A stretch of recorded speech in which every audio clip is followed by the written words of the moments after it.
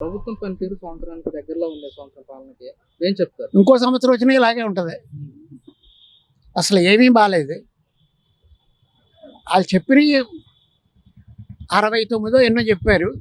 69లో కనీసం వాళ్ళు ఫుల్ఫిల్గా ఇచ్చేది ఒకటే పెన్షన్, అదర్వైజ్ ఏమీ లేదు. ఇప్పుడు ఏదైతే చెప్పిన స్కీమ్స్ ఉన్నాయో సూపర్ సిక్స్ అవి ఇంప్లిమెంట్ చేయడానికి రాష్ట్ర ఖజానా ఖాళీగా ఉంది, కొంచెం ఆర్థికంగా పుంజుకోగానే ఏంటిదండి ఆడెవడో ఈనాడు రామోజీరావు చచ్చిపోతే కొన్ని కోట్లు ఖర్చు పెట్టడానికి ఉందా? దీనికి లేదా? అసలు రామోజీరావుకి ఎందుకు ఖర్చు పెట్టాలా? కమ్మోడేనా? అదిలే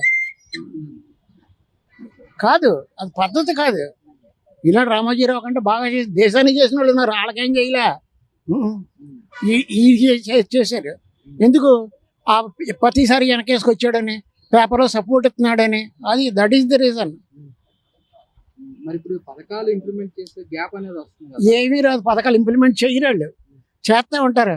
20వ తారీఖు ఇస్తూ ఉంటారు, వచ్చే నెల 20 కూడా ఎవరు. ఈ నెలలో చూసుకుంటే పిల్లలకి తల్లికి వందనే వేస్తాం. ఎంతమందికి వేస్తారండి? అంతమందికి వేస్తారా? వేయరు. 6గురికో 7గురికో ఇస్తారా? కమ్మోళ్ళకి ఇస్తారు. సరే అయిపోయి ఇచ్చినట్టే. అసలు 2027 వరకు ఈ ప్రభుత్వం ఉంటుందా?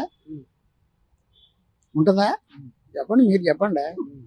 ఇప్పుడు బెయిల్ క్యాన్సిల్ అయింది అంటే ఇప్పుడు లోకేష్ అవుతాడా ముఖ్యమంత్రి? పవన్ అవడు. ఎవరు అవుతారు ముఖ్యమంత్రి? మీరా నేనా? బలమైన పార్టీ కదా, బలంగా 164 సీట్లు వచ్చాయి కదా.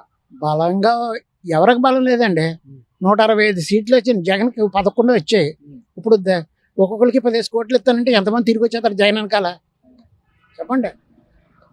ఏంటి మరి ఇలా పాదయాత్ర చేయడం వల్ల వైసీపీ పుంజుకునే అవకాశం ఉంటుంది అంటారా? వైసీపీ ఇప్పుడు ఎట్టినా గెలుస్తుంది, పాదయాత్ర చేయక్కర్లేదు.